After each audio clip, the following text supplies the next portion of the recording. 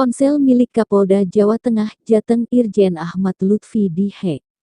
Peretasan ponsel Irjen Ahmad Lutfi sudah diretas sekitar sepekan lalu. Direskrimsus Polda Jateng, Kombes Dwi Subagio, mengatakan modus peretasan dilakukan yakni dengan mengirim file APK yang dikirim lewat pesan WhatsApp. Kasus ini sudah ditangani oleh tim Polda Jateng. Polisi disebut sudah menangkap pelaku peretasan.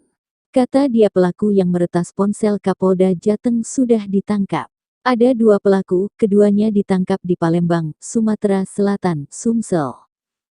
Direktur Reserse Kriminal Khusus Polda Jateng, Kombes Dwi Subagio menyebut peretasan tersebut sudah terjadi sekitar sepekan lalu. Modusnya pelaku yaitu mengirim file dengan format APK lewat WhatsApp yang ternyata file itu mengarah ke peretasan.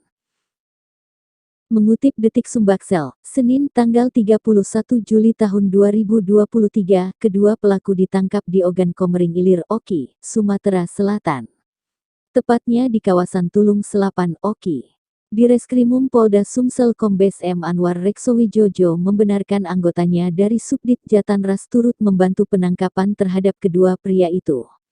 Kedua pelaku yang merupakan ayah dan anak itu.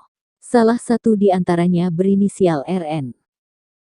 Penangkapan itu dilakukan pada Minggu tanggal 30 Juli tahun 2023, pagi saat keduanya sedang bersembunyi di kediaman mereka di Desa Kayu Ara, Kecamatan Tulung Selapan, Oki.